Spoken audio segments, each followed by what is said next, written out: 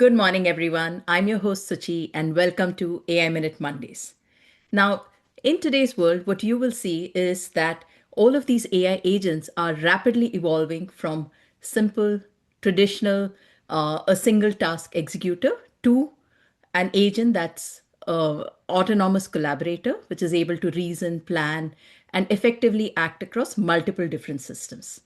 Now, as organizations go ahead and start deploying these agents at scale, we are now shifting from the challenge of building agents to one of managing all these agents. And today, we are going to talk a little bit about what a framework should look like to manage all these agents effectively. And joining me on AI Minutes today is Sid Mathur, who is the creator of Frame, which is a framework which is redefining how teams manage AI agents.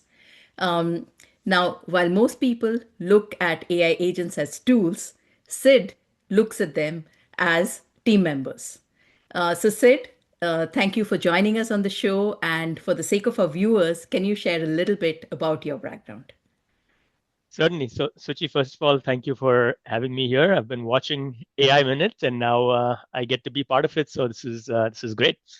Um, so, Suchi, I've been in the industry for a very long time, as you can see from my wonderful hairstyle now. I've served my time at Microsoft, Amazon, uh, other smaller companies, and most recently, I was leading a set of products, in various parts of Microsoft.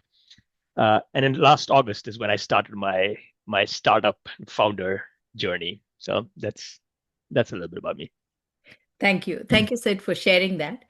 Moving on to our topic, the framework for agents, right? For managing and running these agents. So, why do you think we need a framework? And what would you say are the biggest benefits of having a structured framework as opposed to letting each agent creator decide and run it on their own? Yeah, no, that's a very good question. And if you look at the way in which the industry is evolving right now, models are getting smarter and smarter. You've probably seen the latest Mythos announcement. And people are adopting agents left, right, and center, right?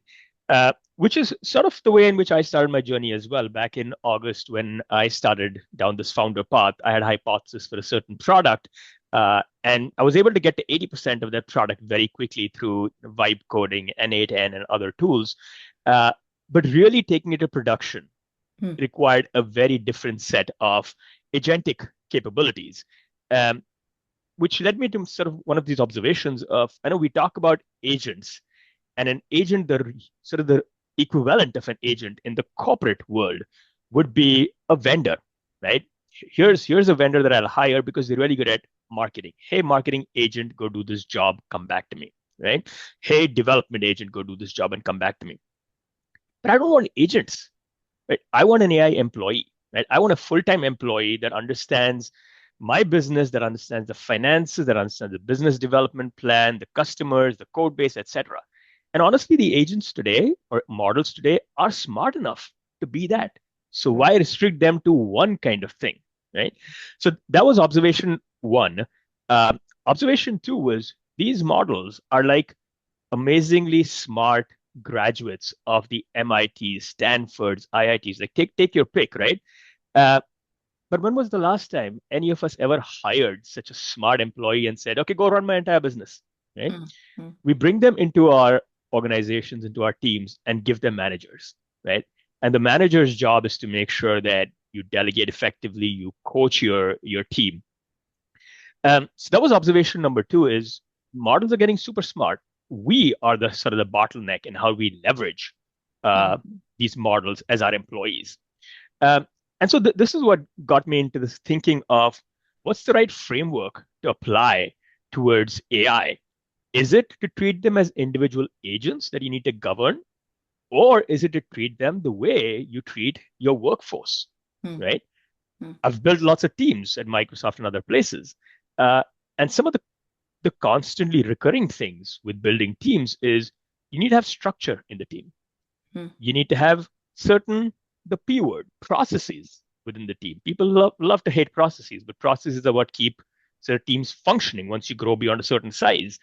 Um, you need to have guardrails. You need to have checkpoints. You need to have culture built within the team. You have to constantly learning. Like you may come in knowing a certain set of skills, but as you're part of the team, you learn from each other and you grow to some level of consistency. Uh, those are also the principles that I have tried to bake in into Frame, FRAIM, the framework. Basically, it stands for foundational rigor for AI managers. Um, and that's sort of been my principle is that the worth of a framework is in uh, how consistent it can, how much consistency it can create uh, across your team, across the various functions that you do, right? It's not about processes for the sake of it. It's having the right checkpoints for AI. So let me pause there and see if did I even answer your question or did I go off on a tangent?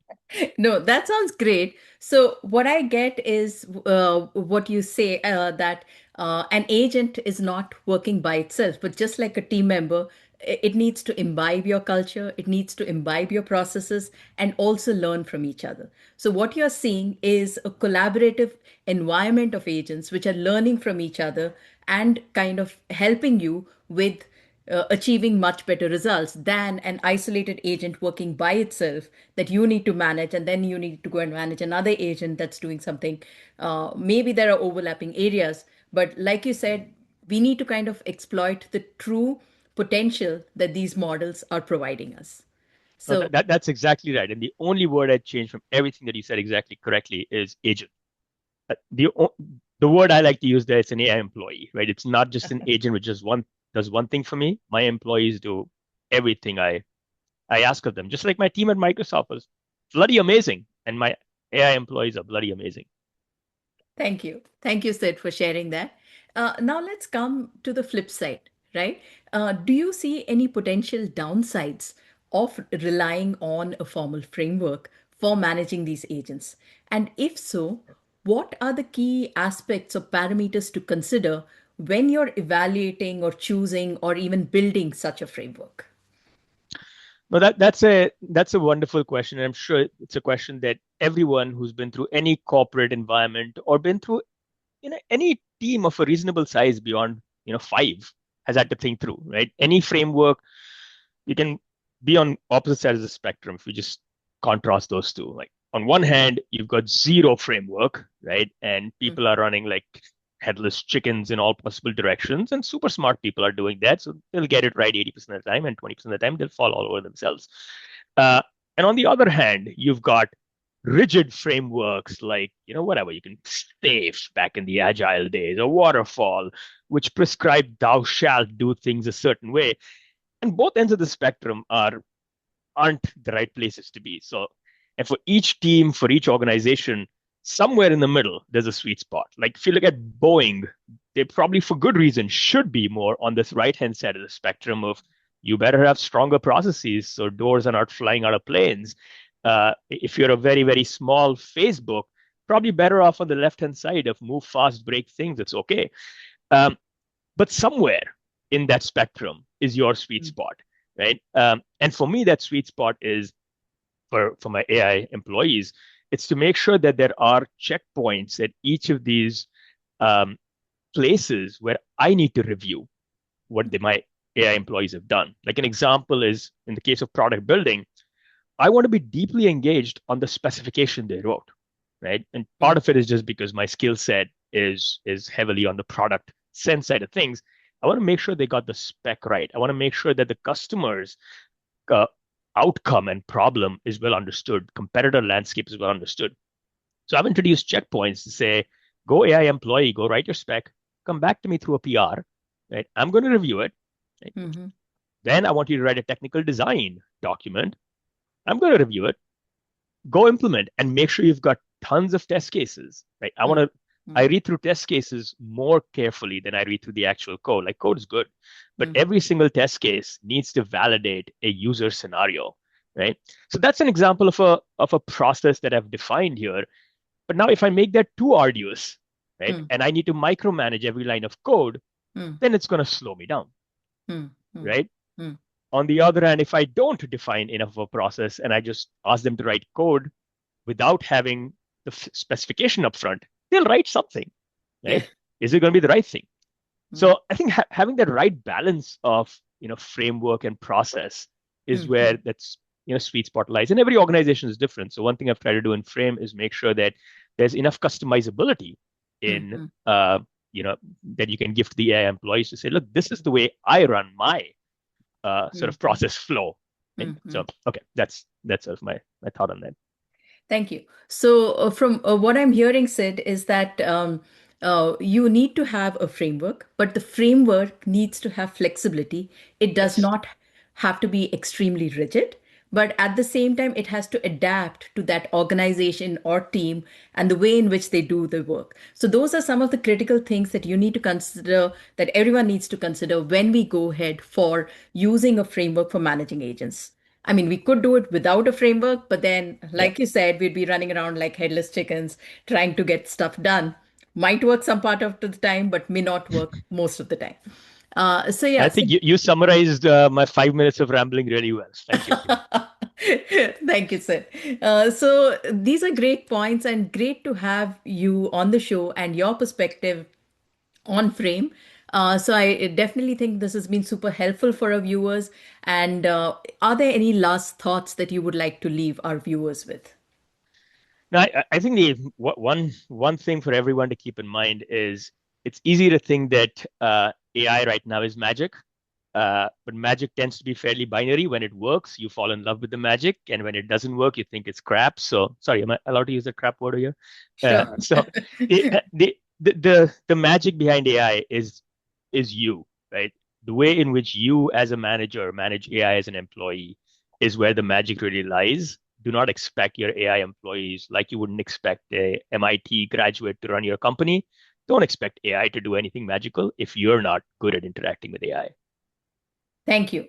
Thank you for sharing that. And everyone watching the show, just like you heard, Sid has built this amazing framework called Frame for managing AI agents. And if you're interested, we'll share the link in the chat and you can look at it, try it out, and provide your feedback.